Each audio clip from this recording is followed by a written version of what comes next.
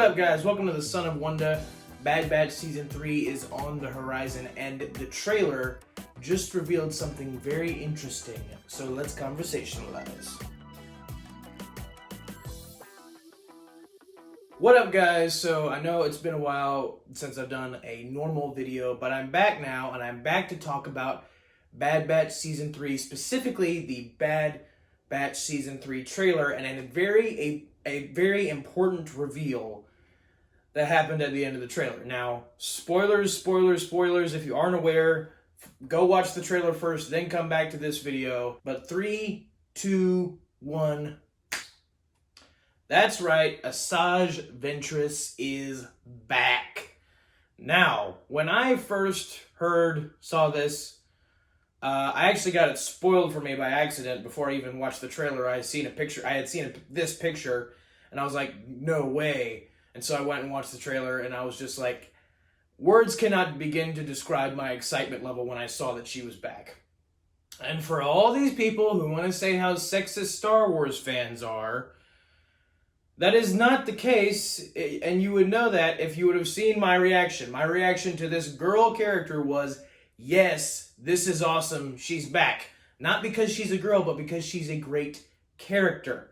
Now, I'm going to basically, in this video, just give my general opinions on her coming back, where they could go with it story-wise, and maybe some wider implications concerning Bad Batch as a TV show. So let's get right into it. So first off, what are my general thoughts about Ventress coming back?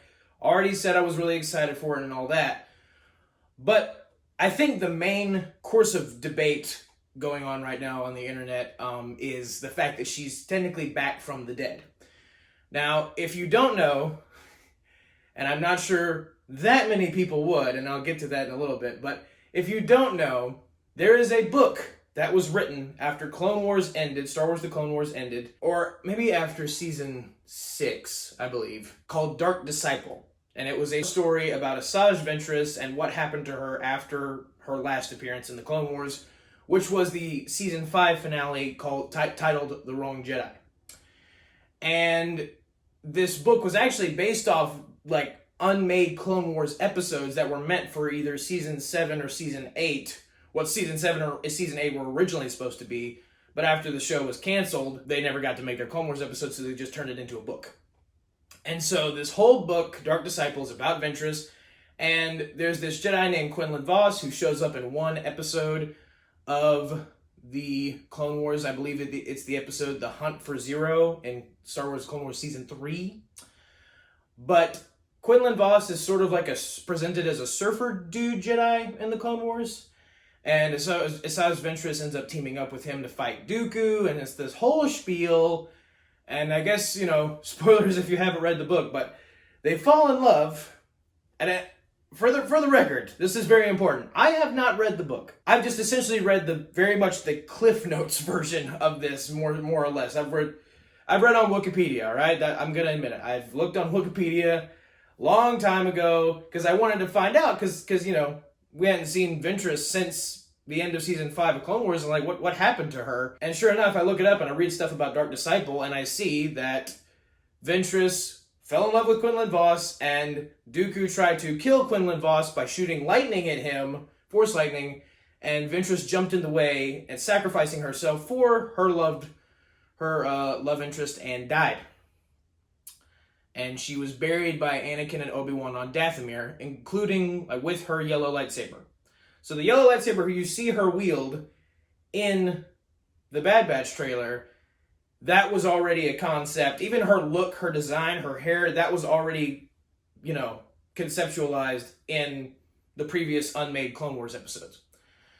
So, what do I think of that in relation to the fact that, this is sparking a lot of controversy because Star Wars time and time again has brought back characters from the dead. Sometimes it worked out great, sometimes it worked out terrible, i.e. Maul worked out great, i.e. Palpatine in Rise of Skywalker, no. But what do I make of this one? Well, obviously people are a little upset that Once again, Star Wars has brought a dead character back to life, and a lot of people wish that the dead characters would just stay dead. I understand that because it's happened so much. At the same time, I do think this is one of those situations where it was actually warranted. Because in my personal opinion, if you've read the book Dark Disciple and you love it, that's totally cool. I have not read it. But in my personal opinion, I really dislike the fact that this very important, main, cool, awesome character followed her arc throughout the Clone Wars. You were invested in her story, died off screen. In a book. In a novel. I don't get that. Especially considering that it was based off unmade Clone Wars episodes. And like way more people would watch Star Wars The Clone Wars Season 7 or Season 8 or wherever that arc was supposed to land than read the Dark Disciple book. At least I think so. I could be totally wrong about that. Maybe like a ton of people. Most of Star Wars fans read the book. Maybe I'm the only person on planet Earth who hasn't read the Dark Disciple book. But I don't think that's the case. And because of that, I'm really glad that they decided to bring her back. Because I remember even when I looked it up originally to find out what happened to her, I remember thinking, wait, so she's dead? That's it? Like, she's not like, she didn't survive into the Imperial era. We didn't get any cool story stuff with that. She's just dead. And she was killed by Dooku by Force lightning. It just seemed it seemed anticlimactic to me. I mean, I get that, she sacrificed herself for Quinlan Vos, who she fell in love with. Like, okay, that's cool, and there probably was a lot of story build up before that in the novel to set up that moment and make it a really good payoff. Still, though, for everybody who watched Star Wars Clone Wars, and I imagine that there are not many people who did not watch Clone Wars but read the Dark Disciple book, for everyone who watched Star Wars The Clone Wars, it just feels weird that you would have this really compelling arc, like Asajj Ventress starts out as a Sith assassin, Sith apprentice to Dooku, does a bunch of really evil things, gets betrayed by Dooku, tries to get revenge, realizes that's futile, then starts making her life a life for herself as a bounty hunter. And then she's like slowly becoming more noble throughout all of this. And you tell that really compelling story, and in terms of like broad accessibility to where like most of the Star Wars fan base would have a satisfying conclusion for her character, you just kill her off in a book. Even the way she's killed off does not make sense to me. Because if you also watch Clone Wars, she was shot with Force lightning like twice by Dooku and survived with not a ton of injury both times. And like, apparently, I don't know if, I guess it was really, again, I haven't read the book, but it sounds like it was a really powerful, and I know this might seem nitpicky, but it doesn't make sense. That's the bottom line. It's like, multiple people, Force-wielding individuals in the Star Wars universe have gotten shot by Force lightning and lived to tell about it. I think the only person who was killed by Force lightning was Mace Windu in Revenge of the Sith. And it took a long time. It's not like Palpatine just zapped him once and that like one and done and it was just over really quick. Like, it took him a while to actually fry Windu enough and then force him out the window, and that was more so what killed him anyway. So no one has really ever died straight up Force lightning, or at least no Force wielder ever has. At least in the movies and the shows and stuff. So Dooku just shooting a bolt of lightning at Quinlan Vos to try and kill him, her jumping in the way of that and figured like, oh man, she gets singed, but she'd be okay. But no, she died. Force lightning has never been that powerful. Like, Palpatine literally was taking an hour to try and kill Luke with his Force lightning in Return of the Jedi before Vader tossed him down the reactor shaft. Palpatine. So I don't see how that makes sense at all. So obviously, from my rambling, I am much more in favor of bringing her back like this, especially considering the fact that bringing her into the Imperial era, with all the character development that she's had, and, what stuff could happen going forward, there are a ton of possibilities, infinite possibilities of what could go down. And honestly, I would not mind if they kind of spun this off. And I know a lot of people are just sick of the Star Wars spinoffs. I get it. An animated version, same thing, same style, same voice actress. I don't know the voice actress's name, but she has such a distinct voice. And as soon as I heard it in the trailer, I was like, oh, yes, they got her back. Like, she's Ventress to me. She's distinctly Ventress's voice. It's perfect. Like that evil sounding, but also can be charismatic at times. Like that kind of voice, so good. I wish I knew the actress's name, but I'll put it up on the screen. But she does such a great job at doing Ventress's voice, and same voice actress.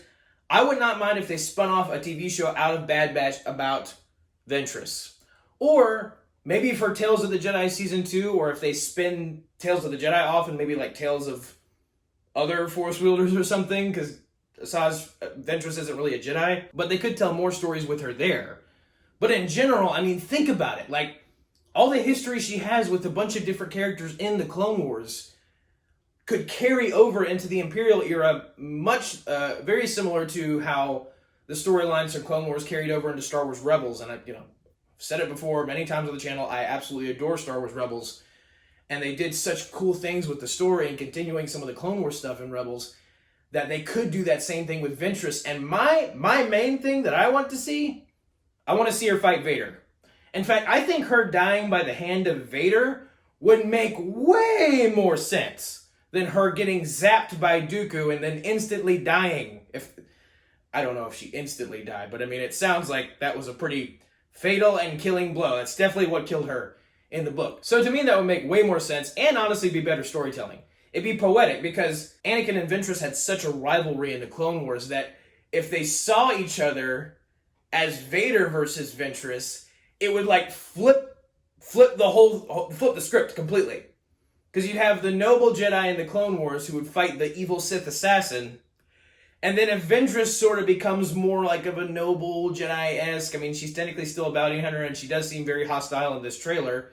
But if she does kind of follow down that noble path a bit more, she would be the good guy. She would be the one trying to beat the Sith assassin in Vader. Now, Vader's technically not really assassin, but still, she would be on the flip side of things. And that would be such an interesting concept. But what's funny is, when it comes to Vader, like, you really could do that with many different characters in the Clone Wars and the prequels. Like, Anakin had a relationship with practically everyone in some way, a friendship, brotherhood in some capacity.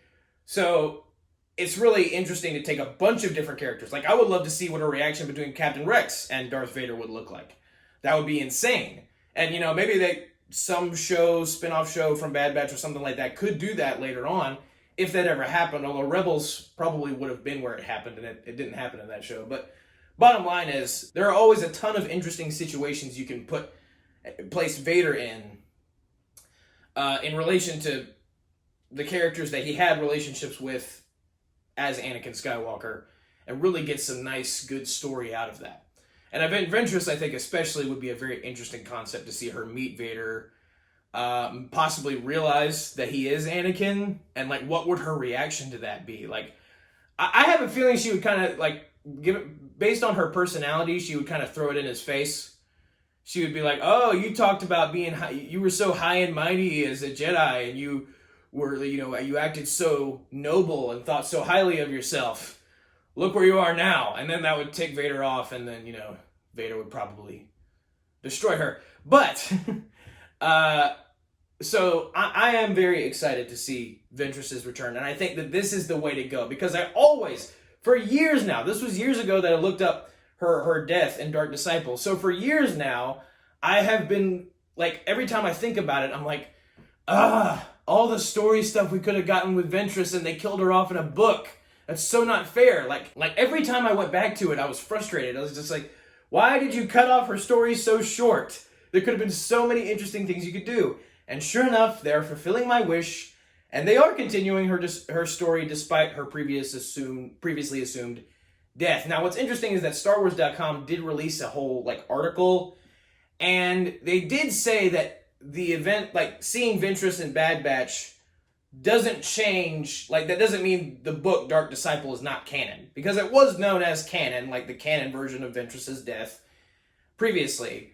And apparently her coming back in Bad Batch doesn't mean that Dark Disciple didn't happen. Although what it does mean is that everything up to this point in Bad Batch probably did play out the same way Dark Disciple did, except, come to find out, Ventress survived the lightning strike. Which, I mean, duh, of course she should. It's a lightning strike. You survived. That's shocking.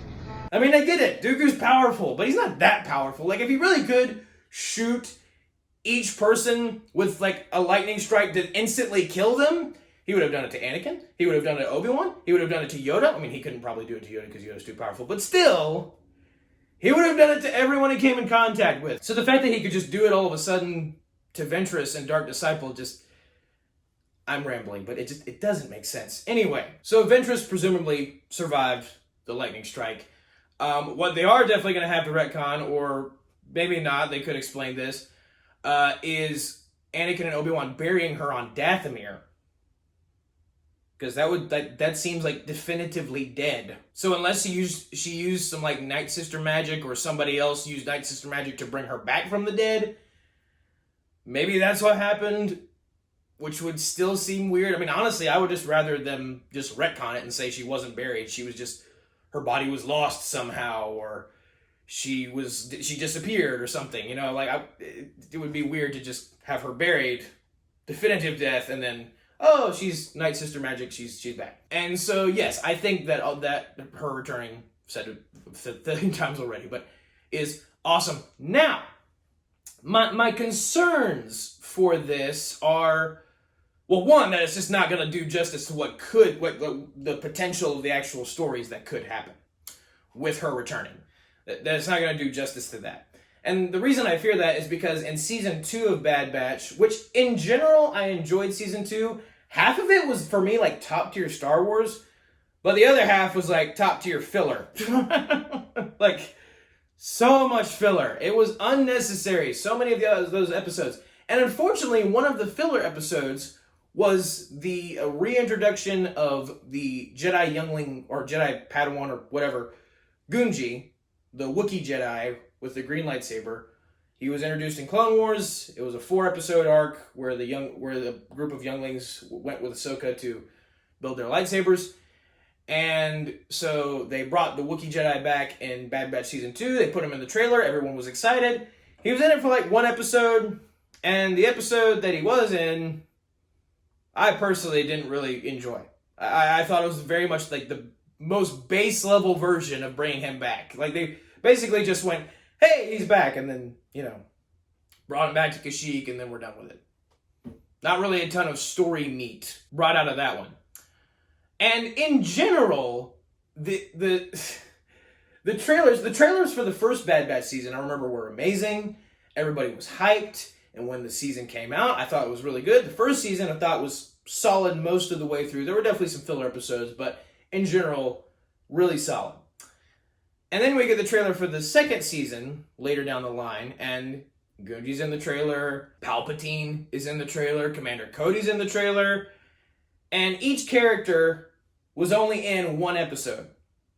And each episode, well, except for Gunji's in my opinion, but the episodes with Cody and the episodes with Palpatine were phenomenal, but the trailers are always going to show what's the most exciting part of the story, and like to build up hype and stuff, get you excited, like, oh yeah, man, the Bad Batch Season 2 or Bad Batch Season 3 in this case, yeah, it's coming out, yeah. But they don't show you all the filler stuff that happens. And the Bad Batch seasons are, for the first two anyway, were 16 episodes apiece. So after season 2, I honestly thought that maybe they should have just shaved that down to where we didn't need all the filler and just stuck with the good episodes. And I'd have to confirm this, but this season actually might be just 15 episodes. And a lot of people might go, oh, that's one episode that could have been really good that they didn't do. I personally look at it and go, that's one possible filler episode that I don't have to sit through. So that does give me hope. But yeah, I'm worried that, this trailer was packed. I mean, we saw, again, go see the trailer if you haven't seen it, but we saw Cad Bane, we saw Fennec Shand, we saw Palpatine, at the end we saw Ventress, we saw Commander Wolf, Jedi Master Plo Koon's clone commander, and that's all phenomenal, and it gets you really excited, but I feel like that's putting all your eggs in one basket. I feel like that's revealing how you did the magic trick before the magic trick is actually done. Like, it's sort of like a spoiler. Like, imagine what our reaction would have been if Ventress just showed up. And there was absolutely no previous information about it. There was no nothing. We're just watching Bad Batch. All of us are just sitting on our couches watching Bad Batch, and all of a sudden, Ventress shows up. That would have been like, everybody would have freaked out. But they put it in the trailer, and I just really hope that doesn't mean, because I'm so sick of this, and Marvel does the exact same thing. They'll put cool or well-known characters in the trailers and then do nothing with them in the actual show. So I really hope this doesn't mean that when Ventress shows up, or when Cad Bane shows up, or when Fennec Shand shows up, or when Palpatine shows up, or whatever, I need it to not mean, oh, they're here, oh, they're gone. And we feel like nothing really came out of that other than the fact that, hey, they showed up. Don't need that to happen. Also, bringing back Ventress, the more Force wielders that they keep bringing back, and that keep bringing back Force wielders, or creating new Force wielders that survive Order 66 or all that, it does kind of... You're creating more and more like, oh, we have to tie up this now, and this now, and this now, and this now, in an era where there usually shouldn't be that many Force wielders. As explained by Obi-Wan in New Hope. We've completely gone past what he said. Like what he made it sound like he and Luke were probably it. He and Luke and Yoda. Come to find out, no, they're not it. We got Ahsoka, Ezra, Kanan, Asajj Ventress apparently now. So there's a danger of overcrowding the overall storyline in the Skywalker saga with too many potential plot holes, like, so what will happen to Ventress, or what will happen to Cal Kestis, or what will happen to this character, that character, this character, that character. And I trust that they'll all be finished in satisfying ways that stay true to the canon, but after Obi-Wan Kenobi, I get a little skeptical. After that series, I'm a little like, I don't know if I trust them the way I used to. And to be honest, after the sequel trilogy, that probably would have just broken my trust anyway if I had seen it at the age I am now, to understand how terrible it was. But bottom line is, I think bringing Ventress back is a really good idea. This is a girl character that I actually want to see, a cool girl character that I have been wanting to see return forever. I wanted her story to be changed so she could go continue her story into the Imperial era. We get all the cool story stuff out of that, and that's exactly what happened. So I am thoroughly excited. I just have my reservations about, they're really pushing this as the final season. It says it on the poster, the final season.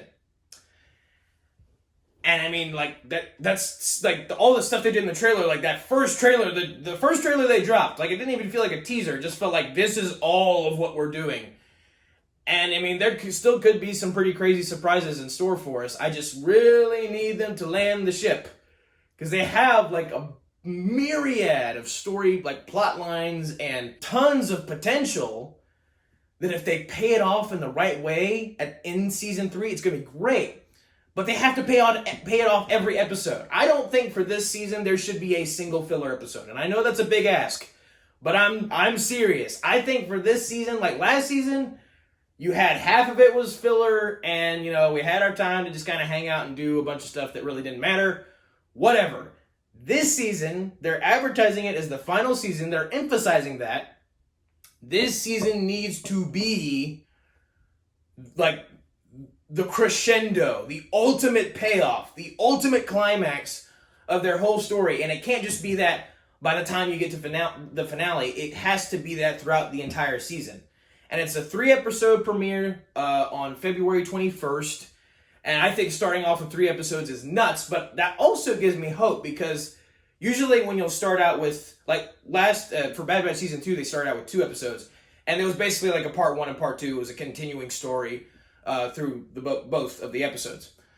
And so I'm hoping that if we get 3 episodes first, it's a continuing story throughout the first 3. And usually the beginning ones, the ones that they start with, aren't filler, but they, reintroduce you to the characters and establish some of the plot lines going forward in the season itself, contained in the season itself. And so I'm hoping that That's 3 episodes that won't be filler. And so if it is 15 episodes in total, that's already 3 that you don't have to worry about being filler. And you have 12 left to worry about being filler, other than, I guess, the finale and the one building up to the finale. Usually that one's definitely not filler. But yes, everything in the middle, I would say 10 episodes is the thing that I need, and I hope and pray that it's good, that it's continuously paying off stuff, and that it is a satisfying conclusion to the overall Bad Batch seasons and story. But that is my thoughts on Bad Batch Season 3. That is my thoughts on Ventress returning. Let me know what you think about all of this, the trailer, the season, Ventress, the fact that she's coming back even though Dark Disciple clearly said she was dead. All of that stuff, let me know down in the comments below. Thank you guys so much for watching. Have a very blessed day. May the Lord be with you. May the Force be with you. Goodbye. And that's a wrap.